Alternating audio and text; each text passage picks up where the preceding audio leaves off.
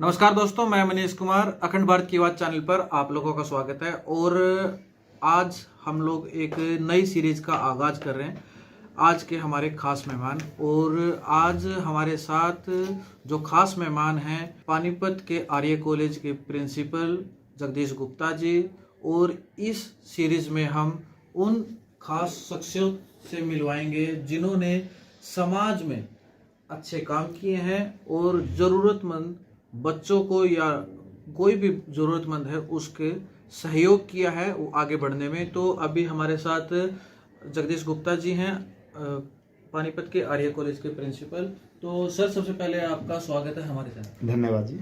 और सर, सबसे पहला क्वेश्चन मेरा ये रहेगा, जैसे आप 2007 में आप यहाँ पर आए और आते ही आपको कॉलेज कैंपस के अंदर क्या क्या चीज़ें लगी कि उन चीज़ों को सुधारने की ज़रूरत है, और क्या आपको लगा कॉलेज में आके, उसके बारे में थोड़ा सा बताएं। देखिए, मैं बताना चाहूँगा कि मैं आर्य पीजी कॉलेज पानीपत में 2007 में नहीं आया। मैं 1990 में ये शिक्षण संस्थान को ज्वाइन किया। मैं उसको करेक्ट करना चाहूँगा कि आपका 2007 में सही है कि प्राचार्य के पद पर मैं 2007 में आया, पर 1990 में मैंने इस शिक्षण संस्थान को ज्वाइन किया। 17 सालों तक प्राध्यापक के रूप में इस महाविद्यालय में काम किया। तो निश्चित तौर पर 17 सालों में अपनी संस्था में कहाँ कहाँ सुधार किया जा सकता है उसका एक अनुमान व्यक्ति को लग जाता है। तो 2007 में जब मैं यहाँ पर प्रिंसिपल बना तो मैं बताना चाहूँगा कि I was the youngest principal in Haryana. I joined as principal at the age of 42।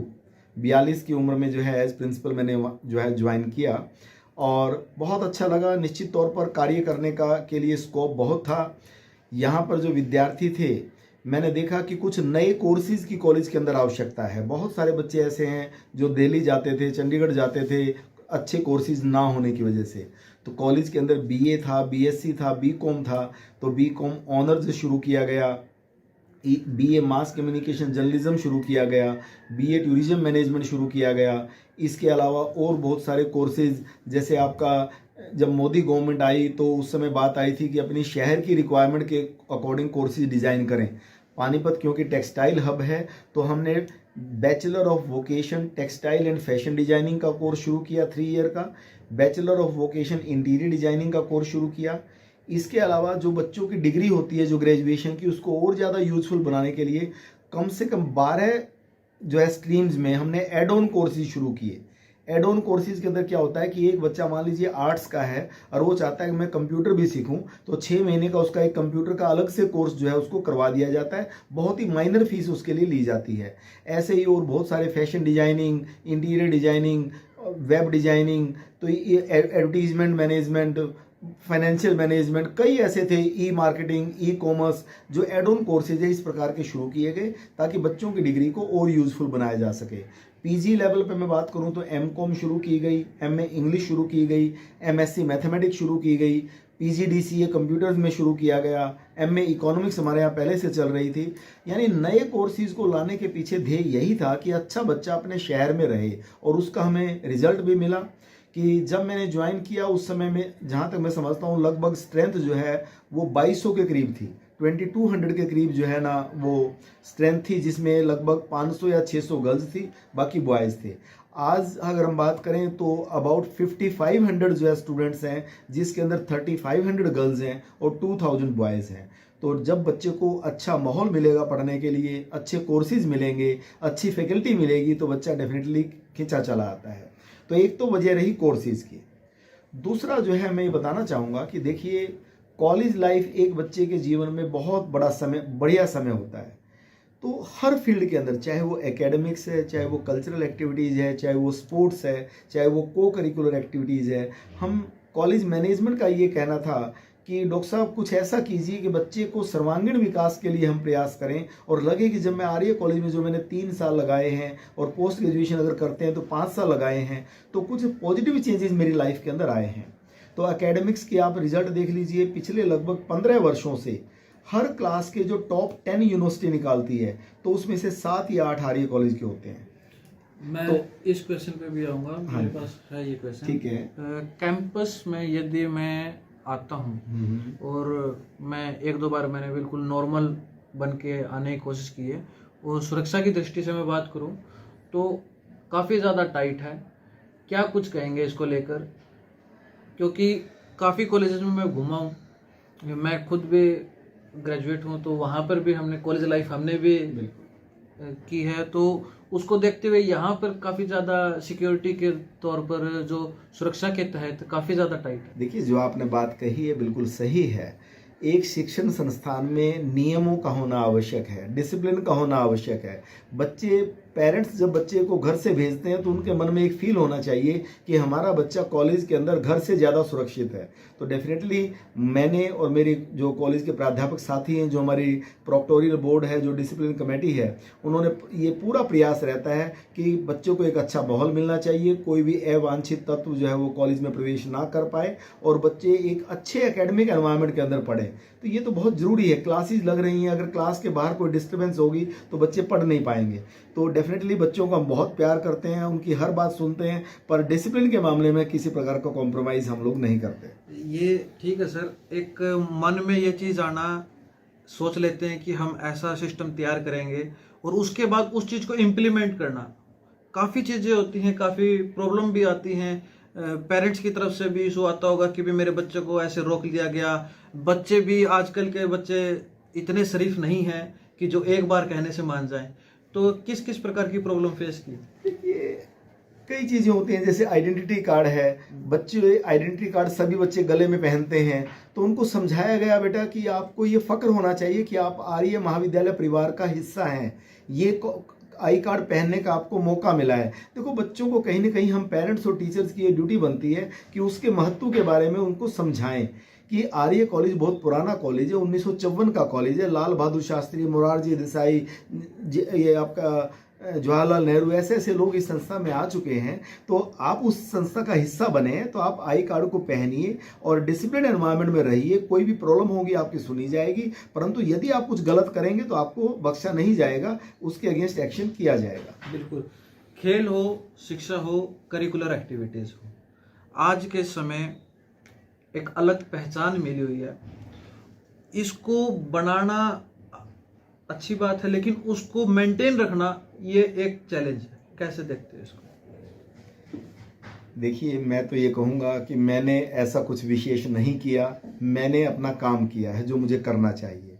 मेरा दृष्टिकोण बहुत ही पॉजिटिव होता है कि ये बच्चे युवा हैं, यदि इनको हम अच्छी शिक्षा देंगे, अच्छे संस्कार देंगे, तो हमारी ये देश की अमूल्य संपत्ति बनेंगे। अब एकेडमिक्स की बात करें, बहुत अच्छे अच्छे रिजल्ट बच्चे लेकर के आ रहे हैं, रेगुलर क्लासेस लगा रहे हैं, पढ़ रहे हैं। तो हर कक्षा में जो यूनिवर्सिटी का रिजल्ट आता है, टॉप 10 में से 7-8 आर्य कॉलेज के होते हैं और एक साल में लगभग 250-260 यूनिवर्सिटी पोजीशन आती हैं। कल्चरल एक्टिविटीज़ की बात करें तो हमारा ये मानना है कि जब बच्चा स्टेज पर परफॉर्म कर लेता है तो उसके अंदर का जो हिडन टैलेंट है वो निकल करके आता है, उसकी झिझक दूर होती है।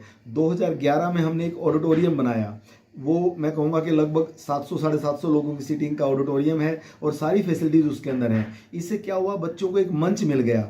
रूटीन के अंदर बच्चे वहाँ पर प्रैक्टिस करते हैं। पिछले 15 वर्षों से लगातार हम लोग जोनल यूथ फेस्टिवल, जिसके अंदर लगभग 70 कॉलेज पार्टिसिपेट करते हैं, ओवरऑल ट्रॉफी विनर हैं। इंटर जोनल यूथ फेस्टिवल, जिसके अंदर लगभग 370 कॉलेज पार्टिसिपेट करते हैं, पिछले 6 सालों से हम टॉपर हैं, ओवरऑल ट्रॉफी लेते हैं। उसके बाद नॉर्थ जोन का जो यूथ फेस्टिवल होता है, 5-6 सालों से हम लोग लगभग 7-8 आइटम में जो है कुरुक्षेत्र यूनिवर्सिटी को रिप्रेजेंट करके मेडल लेते हैं। फिर नेशनल यूथ फेस्टिवल होता है, जिसके अंदर यूनिवर्सिटीज़ पार्टिसिपेट करती हैं। यूनिवर्सिटी के अगर 40 बच्चे भाग लेते हैं तो 30 या 35 बच्चे आर्य कॉलेज के होते हैं। अभी मुलाना के अंदर नॉर्थ जोन यूथ फेस्टिवल हुआ, तो वहाँ पर भी जो ओवरऑल पोजीशन आई है वो आर्य कॉलेज के बच्चों की आई है।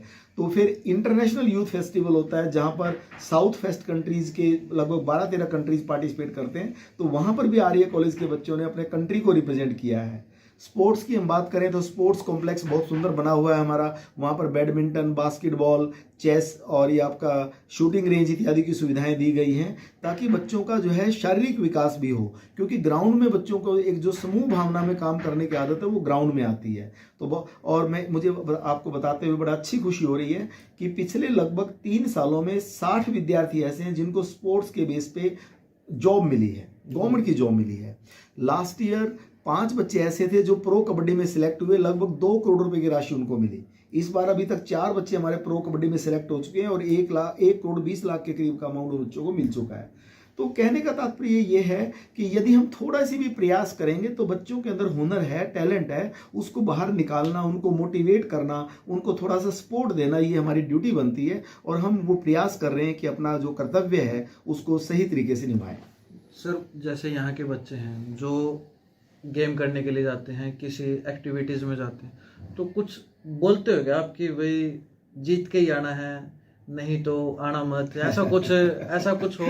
क्योंकि ना यहाँ का एक अलग ही देखने को मिलता है, जो बच्चा जाता है फॉर श्योर वो मेडल तो लेके आता ही आता है, पोजीशन तो लेके आता है। देखिए, उसकी जो वजह है उन बच्चों की मेहनत, उनके अंदर जो सकारात्मक जज्बा भरा हुआ है उसकी वजह से रिजल्ट आते हैं। एक तो ये प्रैक्टिस बहुत करते हैं, परफॉर्म करने से पहले 1-1 महीने की रिहर्सल्स करते हैं, जो कमियां होती हैं वो निकल जाती हैं। हम अच्छे अच्छे कोचेज को बुलाते हैं जो उनकी कमियों को बताते हैं और उनको इम्प्रूव करवाते हैं। जब उनकी परफॉर्मेंस होती है, मैक्सिमम कोशिश करता हूं कि मैं खुद भी जाता हूं और मेरे जो प्राध्यापक साथी हैं उनके हौसला बधाई के लिए वहां पर उपस्थित रहते हैं, ताकि बच्चों को लगे कि हमारे प्रिंसिपल और हमारे टीचर भी हमारे को बकअप करने के लिए, उनको मोटिवेट करने के लिए वहां पर उपस्थित हैं। तो निश्चित तौर पर जो क्रेडिट है वो तो बच्चों की मेहनत को ही जाएगा। मैं तो उन्हीं को बोलूंगा कि मेरे बच्चे बहुत मेहनती हैं, बहुत योग्य हैं, जिसकी वजह से वो रिजल्ट लेके आते हैं। एक समय था सर कि जब यहाँ पर एडमिशन लेते हुए सोचते थे, पर पेरेंट्स भी सोचते थे, बच्चे भी सोचते थे,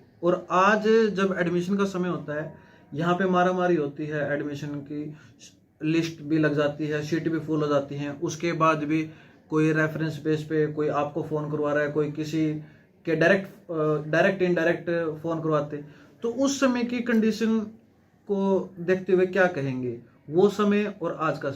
देखिए, समय परिवर्तनशील है। निश्चित तौर पर कुछ कमियां पहले थी जिन्हें दूर करने का प्रयास हमने सामूहिक रूप से मिलकर के किया है।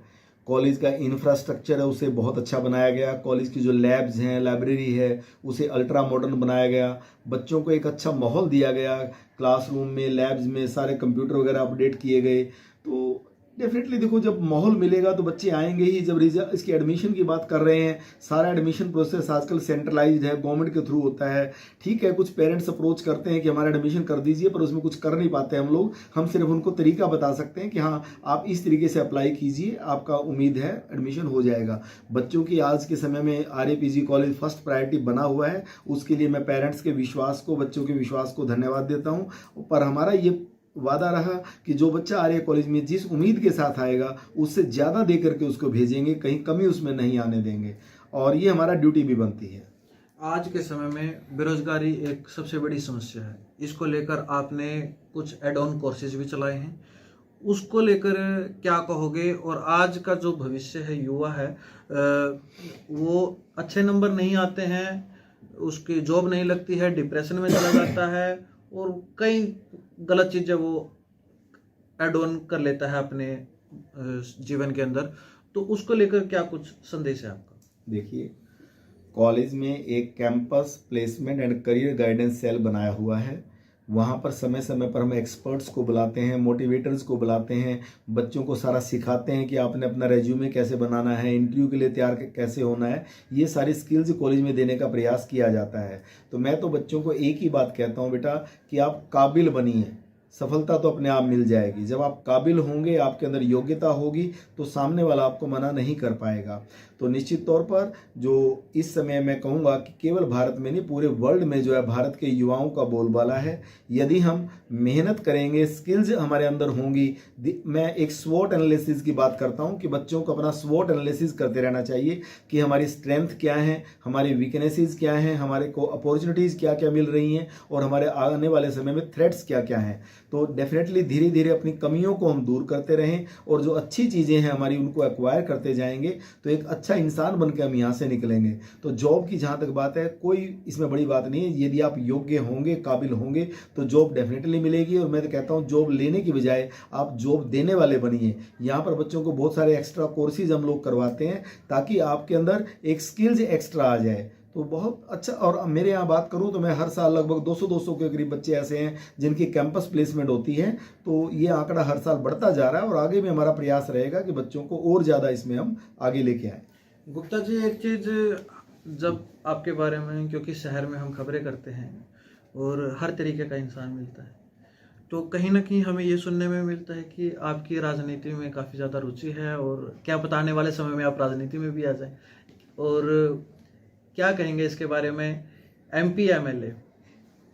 देखिए, अभी तक मैंने इस बारे में नहीं सोचा है कुछ। अभी तो मैं अपना काम कर रहा हूँ कि अभी जिन बच्चों के भविष्य की जिम्मेदारी मेरे ऊपर है, मैं उसे सही तरीके से निभा पाऊँ। अभी मैं उतना ही प्रयास करता हूँ कि मैं कॉलेज के युवाओं को क्या अच्छा दूँ। मैं उस बारे में मैंने अभी नहीं सोचा है, और कभी कोई मौका, अगर ऐसा मन बना और मौका मिला, तो डेफिनेटली इतना अपनी काबिलियत के ऊपर विश्वास है कि जो करेंगे एक सकारात्मक दृष्टिकोण के साथ अपने देश के लिए अच्छा ही करेंगे।